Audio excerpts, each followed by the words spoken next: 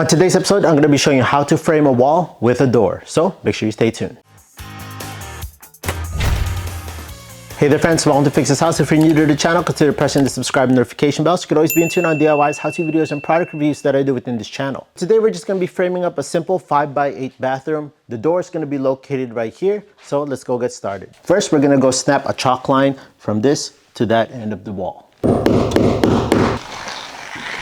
And just simply snap a chalk line like that. Just a quick note, my floor joists run on this direction, the same direction that we're going to be constructing our wall. Ceiling joists run on the opposite, but it is not a load-bearing wall that we're going to be constructing. Take the measurement of the length of this wall. That wall to this wall is 134 inches and 5/8. I'm going to make it 134 and a half, just so I can have a little bit of playroom. Now I'm going to take the measurement from the floor up to my ceiling joist. 97. So I'm going to double check the other ones. 97, 97. Now we're going to be laying out where the studs are going to go, which are going to fall 16-inch centers. And then we're going to be later on, I'm going to show you how I'm going to lay out for the door opening. So one tip that I advise you to do is you always find the crown on your lumber. The crown means there's a slight hump on each one of your lumber. So if you look directly straight up or sideways like this, you'll see a slight curve called the crown. The hump is where the crown is at. So wherever that hump is, that's where you're going to be marking it. So in this case, if I look through here, the crown is going to be on this side. So I'm going to flip it up on its side like that. And I'm just going to mark it with the arrow that points up. So I know this top part is where the crown is. And this is where we're going to be facing out. So every single one of this lumber that I use, I'm going to be finding the crown and mark it all with the arrow facing this way. So that when we do put drywall on, it's not going to be looking all jaggedy. It's going to look nice and perfect. And we won't have a problem putting that drywall, making it nice and flush with the wall. Now, another way you can find out is that if you have a really nice flat floor, you lay it down, you can see that there's a little bit of gap underneath. The problem that I have is I only have 8-foot 2x4s. I should have gotten a 12-footer, but unfortunately that didn't fit on my truck, so I only got 2x8, but we work with what we got, right? Doesn't matter. I'm gonna go and extend it. I got another extra piece here to make up for whatever we need. Okay, so now I have two plates here. I have a top plate and a bottom plate. I'm gonna be marking 16-inch centers on both of them at the same time. So right here, I'm gonna put an X so that we know that there's going to be a stud there. I'd like to thank Lexavon for sponsoring this tape measure for me today. They make really nice, great tape measures. They even make laser tape measures. Any tools that I use in this video, I'll leave all those links on the description down below. And watching the big screen, there's a QR code right here. Make it easier for yourself. So instead of me marking right on the 16-inch mark, I'm going to go 3/4 back. So it's going to be 15 1/4 right there. And then I'm going to put an X right on the right side. So the reason why we go 3/4 back on each measurement, that anytime you put drywall or any type of board, it's always going to land right in the middle of that stud. At 15 1/4, X on the right, and then we're going to go 32, and we go back 3/4 back, so we got 31 1/4, and so forth. I'm going to take my speed square and transfer those markings right to the top plate, the line right there, and on the side that where the stud's going to lay, I'm just going to put an X. Take note, if you're going to extend your plate, make sure that the butt joints are going to be landing between a stud. I really love this The Geek carpenter's pencil. They're nice and mechanical. You're always going to get a nice sharp point on them. Comes with a sharpener at the end. I love these better than carpenter's pencils where you sharpen with a knife. So I did out my layout for my door. My door is going to be located on the right side of this corner right here. It's going to be a 30-inch door and it's going to be swinging this way. I'm staying about 4.5 inches away from this wall. That should give me plenty of space for drywall and for my door trim. I marked out on both sides. I got the king stud, I got the jack stud, and then I have one for my 30-inch door, which is going to be a rough opening of 32 inches. And I went just reverse, jack stud, king stud. A bathroom that like this, a common size for this is 28, 30, or 32-inch door. I went for the middle 30-inch door, but it's completely up to you. But whatever you pick, whether it be a 28, 30, or 32, just add 2 inches for the rough opening. That's why I ended up with 32, because I'm going to be using a 30-inch door. I'm going to take my top plate and just roll it over so that it matches the bottom plate, just like this. So that makes a total of 9 studs. So now before we go and start cutting our studs, let's do the math first. So what we measured was 97 for our height. So we got two top plates, which this equals to inch and a half, inch and a half. This equals to 3 inches. Account for the bottom plate. So you come with a total, oh, you hear that thunder? It's raining outside. So what we're trying to get is this stud height between the two top plates and the bottom plate. But when we start putting this together, it's gonna expand a little bit. We wanna have a little bit of play, especially when we stand it up. If it's exactly the same height, we're gonna have a really hard time with the angle trying to fit that into that opening. Instead of 4.5, we'll make it 4 3/4. Gives us about a 1/4 inch of extra play. Take our initial 97 height, so 97 inches minus 4 3/4, 92 1/4. So that is our stud height. I only have room for 4 of these, but we need 9 total, so I'm gonna start with 4 studs. You wanna go and get each one of your studs and make sure you find the crown where it curves, where it humps, so that everything is uniform. I'm gonna mark it with the arrow up. Each one of these are already sighted down. 92 1/4, because that's what we want. Measure twice, cut once, sorry. Take my speed square, it's a good helpful tool to make me cut straight. I'm gonna use that to butt against here. Here's all our pieces that's been cut. We got a total of 9. All these are crowned up. So crowned, crowned.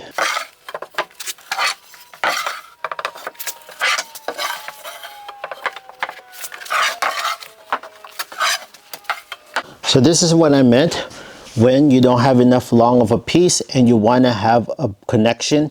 You want to place it right between where a stud's gonna meet. You can nail it to the stud. So also, I'm not sponsored by DeWalt, but I just got this framing nailer. This is the DCN 930B by DeWalt framing nailer. Super excited. I love using this thing. Beats having a compressor with a hose running all over the place, all that loud noise. If you guys get a chance, invest yourself on a nice framing nailer. If you're a DeWalt guy like me, get yourself this DCN 930B. I'll leave the link on the description down below. I'm not sponsored, but definitely one of the best ones that I've ever used. This is how we set our studs, one at the end and one, we're gonna go and set it right to the right of the mark. That's why we put an X. We're gonna set it right on the edge of that mark right there. Same thing when we get to this side, you're gonna go to the right side of the mark where the X is and just line it up perfectly like that. I'm gonna nail down one side first. I'm gonna start on the bottom plate, going to the studs first, all the way through. For the DIYers at home who don't frame that much, here's a really cool tool. This is a frame tool. It does the math for you. It's a 16-inch center automatic, and all you gotta do is place it and it falls right between the plate and the two studs, taking out all the guesswork. Look how nice and even that is already. Once you're done with nailing that, just go to the next one, line it up like that, falls right in place like so. Boom, boom, put 2 nails, and you can just keep moving along the line. We're gonna shoot 2 nails on top of the plate to the stud. Don't necessarily need nails, you can use screws. Best thing about nails, it has a higher shear strength. That's all I can tell you. But there's no wrong way. You can use screws or you can use nails.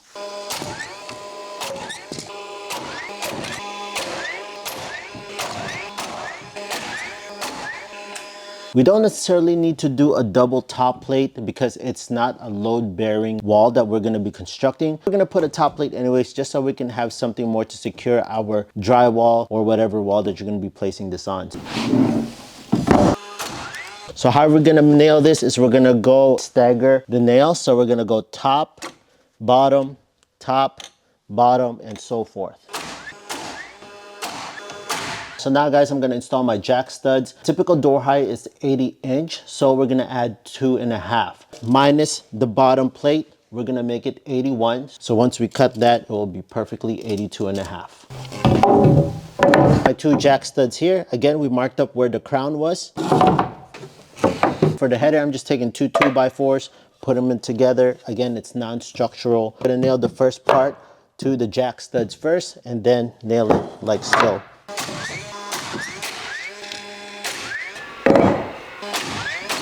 Jack studs and my header together. I'm gonna squeeze this in between. Now we can nail the footing of the jack studs to the bottom plate. Nail this to the king studs.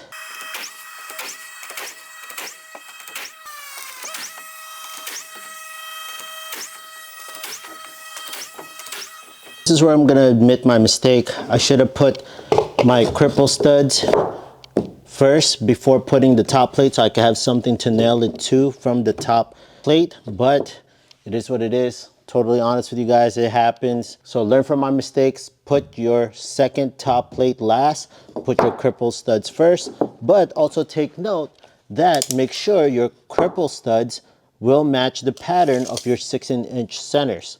So this is 16-inch, this will fall right at 16-inch center there. So 16 inches center there. And then we gotta put one right here. Now, it doesn't have to be perfectly nice and symmetrical on the door header. The most important part is that it follows the 16-inch center so that when you put your wall, your drywall, whatever wall, it's gonna follow the 16-inch and it makes it nice and easy to put up your finished wall. All right guys, moment of truth. The wall framing with the door opening is complete. Now I'm gonna try to attempt to lift this up. This is a really heavy piece. Let's see if we can lift it up just by myself. Lift with your legs, not with your back.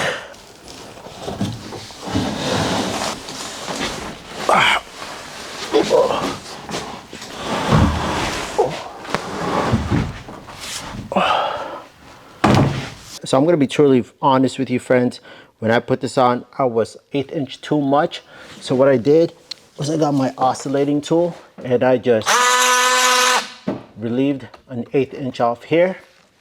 I got my little nice hammer here and I just tapped it now. There you go. And it fits nicely in there. I'll just do another tap on the other side. Obviously you want to do a sacrificial block to tap that in. You don't want to damage this, but I can't hold the camera and this at the same time. I got my block right there.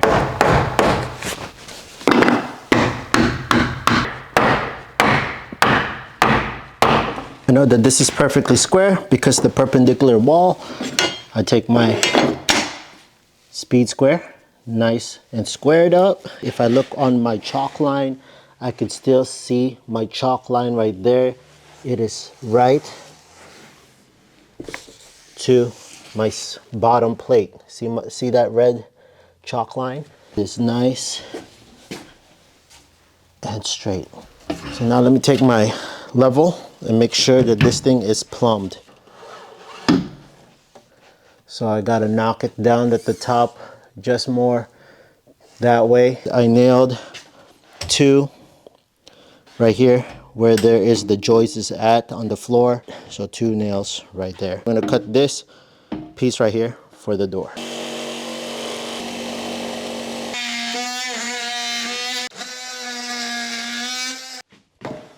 Now it's time for the structural stability test. Pretty stable. So there you have it friends, that's how you frame a wall with a door opening.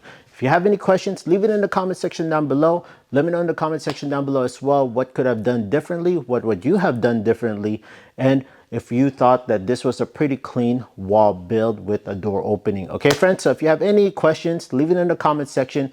And once again friends, if you found this video super helpful, kindly hit that big thumbs up, press the subscribe and notification bell, and I'll see you friends on the next video.